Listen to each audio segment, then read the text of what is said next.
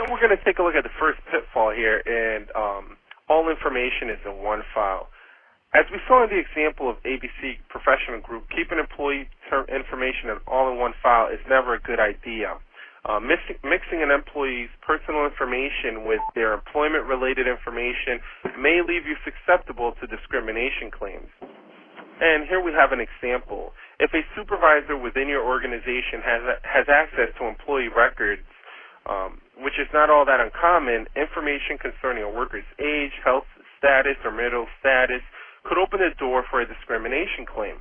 After all, there is always the possibility that the supervisor could make an employment decision due to information they stumbled across in the employee's file, and an employee can file a discrimination claim simply based on file access, whether or not the supervisor saw and or used that information.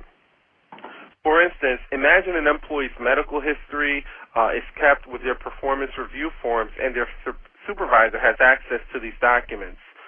Following the manager's review of these forms, the employee received a poor performance evaluation and was terminated. The employee could claim that they were discriminated against due to their history of health problems, even if the employee was really terminated due to poor performance. Okay? So we saw what the wrong approach was, having all employment information mixed with personal information. The right approach is any information that can be used discriminatorily must be kept separate. The employee's main file should only include objective employment-related information, such as their performance history, and information that may be construed as discriminatory, such as the employee's date of birth, marital status, medical history, citizenship, and the like, should be kept in a separate, secure file, only accessible to those that need to know this information.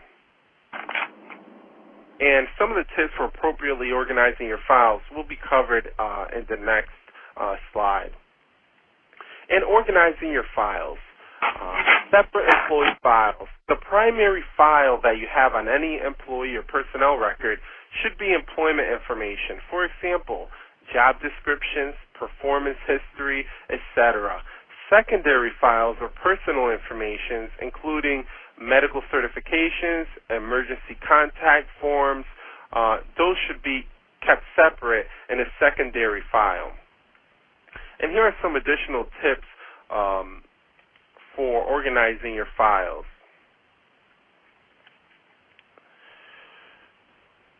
And for the most part, you should follow regulations and best practices that will guide you through organizing employee records. Following the guidelines set forth by the ADA, for example, will guide you in storing medical records in a separate locked file. Additionally, although the Civil Rights Act pertains primarily to hiring practices, it can be used as a best practice guide for defining employment information that could potentially influence discriminatory human resource practices. As we have already discussed, storing this information in a separate file will help to eliminate the possibility of an employee filing a charge of discrimination against your organization. And as a final tip for organizing the file, simply develop a system and follow it. And personally, I have found that collecting all information at one time can increase accuracy in organization. The best time to do this is during employee orientation when they are initially hired, especially since a variety of records relate to new employment paperwork. At the time of hire, you should create two files, one for personnel information and the other for sensitive information. As records accumulate, store them in separate, appropriate files. Okay, and if we look at the next slide here, we'll look at the second pitfall, not knowing which records to maintain. The wrong approach is to having missing necessary records. And if you recall from our example of ABC Professional Group, they were missing some necessary files, including W-2s and timekeeping logs. This is a big no-no under the Fair Labor Standards Act, which, among other things, requires employers to maintain records of employee pay, hours worked, and applicable payroll deductions. Unfortunately, this pitfall is all too common across the board in organizations, small and large. And you want to make sure that you avoid having these types of things happen within your organization. And we'll actually go ahead and discuss what the right approach is. And when in doubt, you should keep the document. Don't throw it away.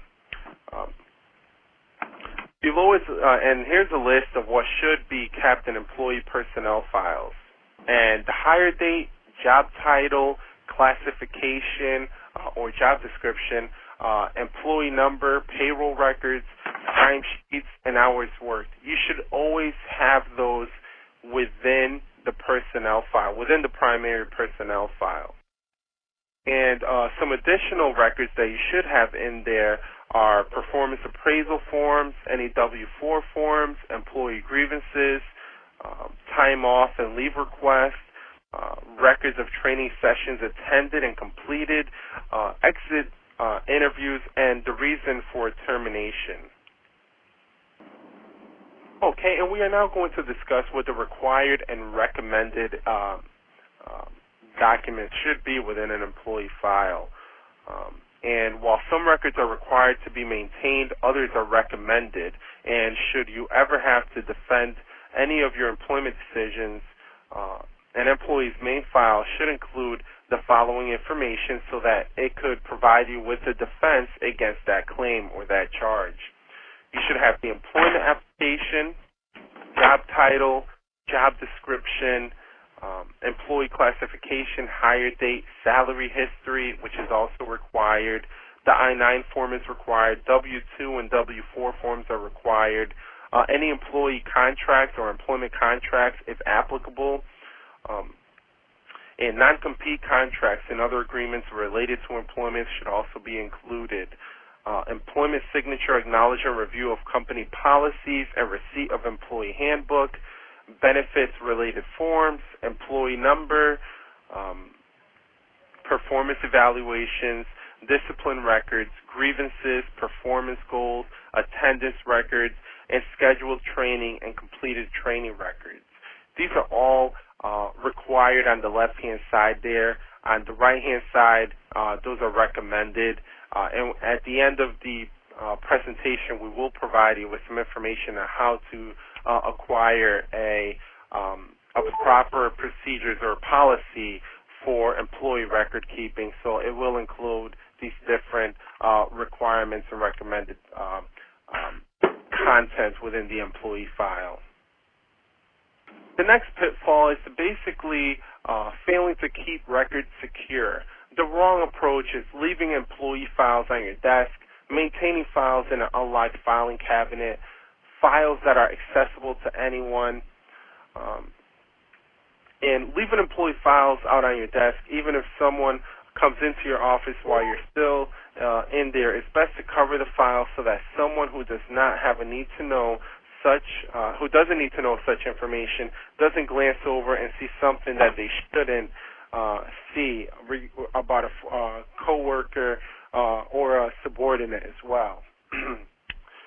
And you may be on the right track in keeping the files contained in a cabinet, but without a lock, they are still easily accessible to other people within the organization. So make sure that file cabinets are always locked.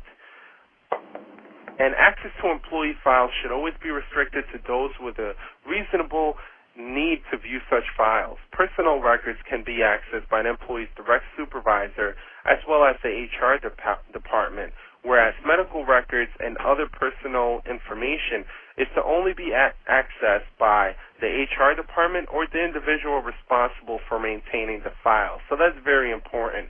Medical information should never be combined or shared in the primary employee file. It should always be stored separately in another area where it is under lock and key, for example, in a file cabinet or even a company safe that you may have. So it's always very important to make sure that that information is separate and only accessible to people that need to know that information.